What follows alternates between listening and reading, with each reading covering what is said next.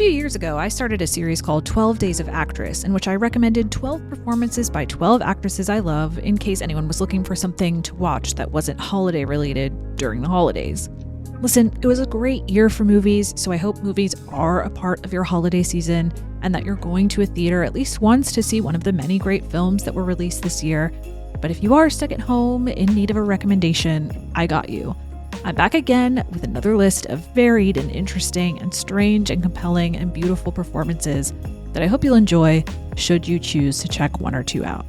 But before I share the list, I just want to take a moment to thank all of you for tuning into the channel this year. This was my first year really doing this full time, and it's been such a rewarding adventure.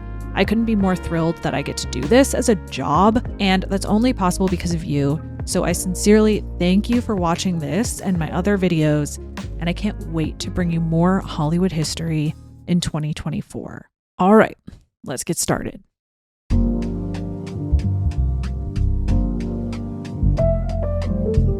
This 1976 film, directed by Rainer Werner Fassbinder, is about a married couple who lie to each other about their weekend travel plans. Conflict ensues when they both show up to their country house with their lovers. Carstensen was in many of Fassbinder's films, and I wouldn't say this is her best performance in a film of his. It's Petra von Kant, but I love it nevertheless. Carstensen's strength is playing alienated women, frustrated women. Her performances can feel quite cold and detached, which ironically only draws you in closer because she taps into something so universal about loneliness and isolation. Here she contrasts so nicely with Anna Karina, freed from the clutches of Jean-Luc Godard. So it's a real 2-for-1 in this film. If you haven't seen Carstensen in anything before, the film opens with her sadly looking out the window, lighting a cigarette, and listening to Mahler. So if that sounds like your vibe, head over to the Criterion channel where Chinese Roulette is streaming right now.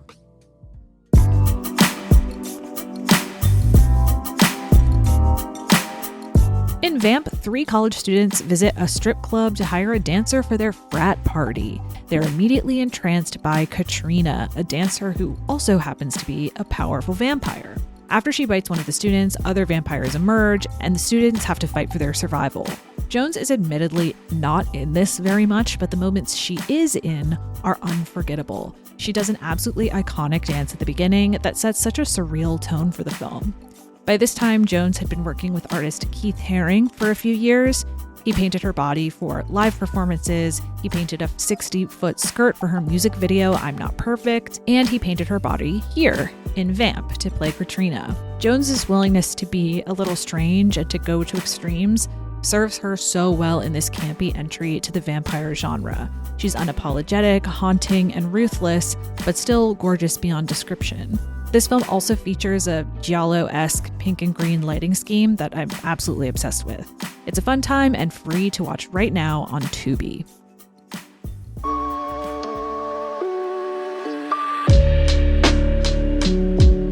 This 1942 film stars Lupino as a waitress who is rescued from the water by a lonely dock worker. As their relationship blossoms into something more than friendship, the worker's past comes to haunt him as his friend jealously makes trouble. Ida Lupino was the perfect actress for Warner Brothers in the 1940s. She has such a sultry, streetwise persona that works perfectly for film noir. Moontide isn't one of her most famous films, but it's my favorite performance of hers. I think her performances tend to skew quite big, very expressive, but here she's much more subdued and subtle, and it balances out Jean Gabin, who plays the dock worker, really well. She lets him play it big while she corrals her energy for a much more complex, internalized performance. Her character doesn't have an easy life, but Lupino gives her a grit and toughness that's hard to replicate and fascinating to watch, which you can do right now for free on YouTube.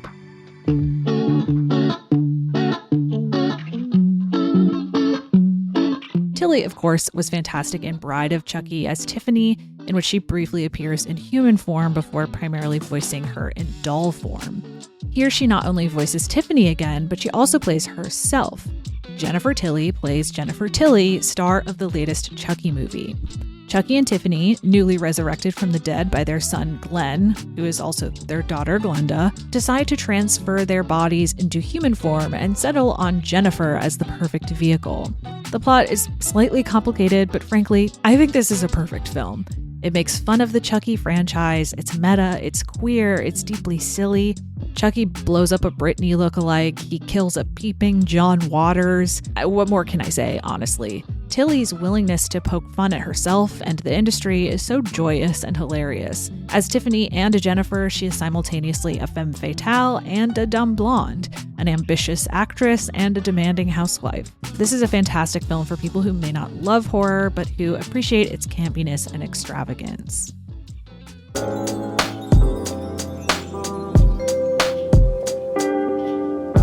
Asghar Farhadi's 2011 film brings us into the home of Nader and Simin. Simin wants a divorce and moves out. Nader hires a woman named Razia to take care of his father while he's at work. The father has Alzheimer's, and Razia, who is pregnant, deeply religious, and has a child to take care of on top of a lengthy commute, struggles to keep up with the demanding job. One day, Nader becomes angry with her and shoves her. After she falls, she has a miscarriage, leading her husband to take Nader to court. Bayat completely embodies the desperation and exhaustion any woman would feel in this situation.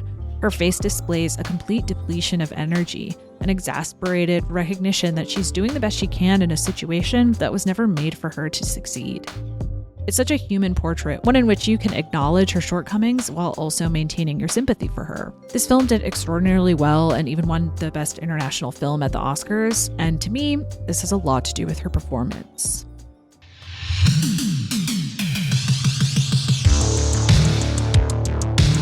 I watched this film for a video I made about Michelle Yeoh's career. It was her first film, and I had no idea what to expect, but after I watched it, I couldn't stop thinking about it. What an absolute thrill ride from start to finish. She plays a cop who enlists two petty thieves to help her locate a drug lord's microfilm. The stunts in this film are wildly impressive. She's flipping around, driving cars, throwing punches, as is the choreography. There's a fight that takes place in a kitchen that blows me away every time. Yeoh makes the physical work look so easy and effortless, but don't underestimate her work elsewhere. Her interplay with thieves is quite funny as they quickly learn to follow her lead.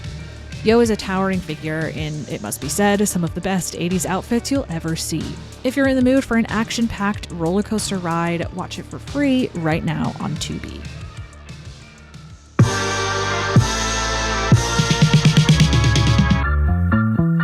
If you follow me on Instagram, you probably know that Huller's impressive turn in Anatomy of a Fall made me revisit a bunch of her films. And if Anatomy made you interested in her at all, make watching Toni Erdmann the top of your watch list right now. She plays a workaholic whose father unexpectedly arrives to spend time with her. He's a practical joker, and she must adjust to his antics while on a work trip. Huller wonderfully demonstrates the unraveling of a woman, how her body literally loosens up from a rigid worker to bearing her soul and body, again, literally, without a care in the world.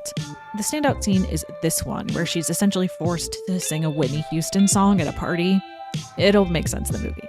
Huller really goes for it, showing off a gift for light comedy that's not necessarily evident in Anatomy of a Fall. She really can do it all.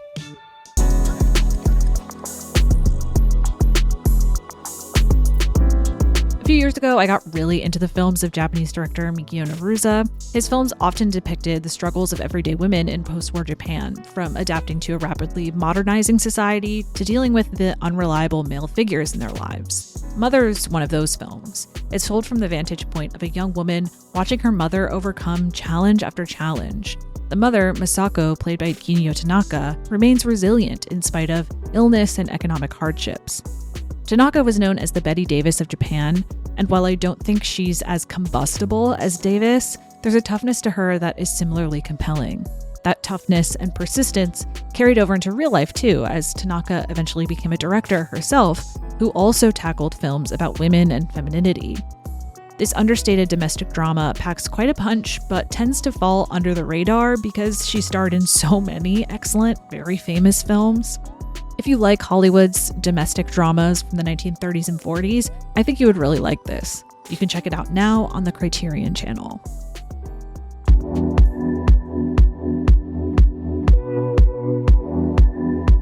This film follows a young woman who cannot speak and is assaulted twice in the same day. She kills the second assailant and begins a vengeful rampage in which every bad man she encounters meets a violent death. Lun's performance here relies primarily on her physicality, which is so expressive and sharp.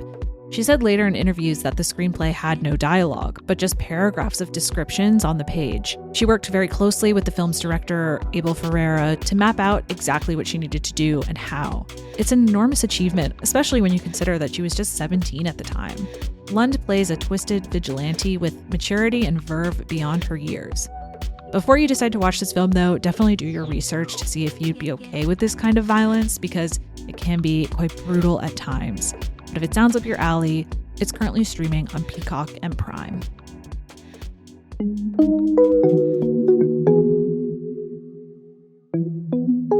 This 1959 film by director Douglas Sirk adds a more overt political slant to his catalog of luscious Hollywood melodramas. Juanita Moore plays a domestic worker who lives with and works for a famous Broadway actress. Their children are raised together and become close. Moore's daughter, though black, but here played by a white woman, is able to pass as white and rejects her mother and her identity to try to blend into the white privileged society. Moore shows the pain and anguish of this rejection in such a heart-wrenching way. It's a silent, stunned absorption of ugly realities, revealing her powerlessness, but still giving her strength as a person. She truly has a few line deliveries that will hit you like a piano dropped from a skyscraper. Moore was nominated for the Best Supporting Actress Oscar for this performance, and if you check it out, I think you'll understand why.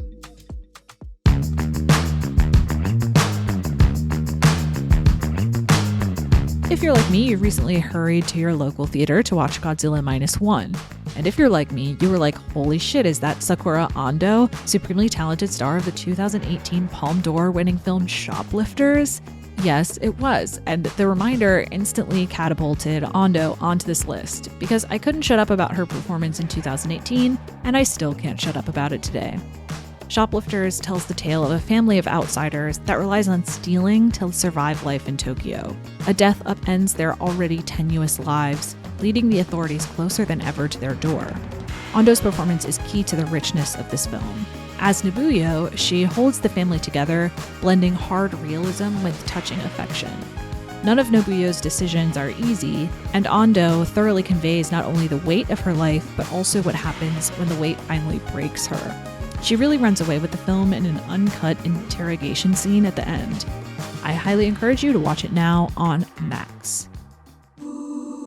Day 12, Delphine Seyrig in Daughters of Darkness, in what I can only describe as the most Marlene Dietrich-esque performance not performed by Marlene Dietrich. The film follows newlyweds who meet an enigmatic countess at a hotel. The hotel owner swears he'd seen her 40 years ago, and that she literally hasn't aged a day. She denies it, but, well, she's lying because she's a vampire. You might know Seyrig from Jeanne Dielman, recently voted the best film in Sight and Sound. I love that performance too, but because it has so little dialogue, it hides one of my favorite things about Seyrig, her voice. She has such a gravelly purr that's perfect for this seductive, alluring character. She slinks around in this silver sequin dress, flirting with potential victims and dropping hints about her mysterious past. Seyrig was an ardent feminist, and I think you can see the self-assured confidence she embodied in real life in her performance of the Countess. You can watch Daughters of Darkness for free right now on Tubi.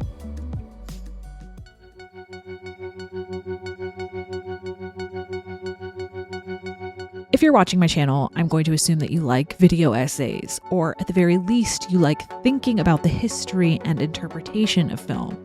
In that case, I would highly recommend that you check out the latest series by my friend and colleague Broe Deschanel called Taboo on Screen. Her series investigates the many ways taboos are presented and received in popular filmmaking and explores a variety of films that attempt to shed light on the shunned, fringe, and uglier aspects of the human condition, successfully or not. The first 2 episodes are already up, and they get into a topic that continues to haunt film Twitter discourse. Should we get rid of sex scenes? She does a fantastic job breaking down this complex topic in a nuanced and considered way, and you can watch it right now exclusively on Nebula. Nebula is a creator-founded and creator-led streaming service, meaning the folks behind it, creators like myself, have invested heavily in content that challenges and excites us, not just things that we think an algorithm will favor. That means Nebula creators can experiment and dig into niche topics, just like Broe Deschanel did with Taboo on Screen. Hey, I've even got a book club dedicated to reading Barbra Streisand's memoir on there with my good friend Liam Garrow, and we just had Julie Klausner as a guest. Holy shit, why aren't you subscribed to Nebula and watching this right now? Everything on Nebula is paid for with subscriptions, so when you sign up, you're not only getting an ad-free experience, but you're also directly helping this and other channels grow. Nebula has really ambitious plans for the future, more big projects like Taboo on Screen. Getting a subscription is the best way to help bring these amazing creator-owned projects to life. This holiday season, Nebula is offering lifetime memberships. For a one-time $300 fee, you get lifetime access to everything on the streaming service. You never have to think about managing your subscription again. Every new episode, premiere, series, and class will instantly be at your fingertips forever. Click the link in my description to start watching.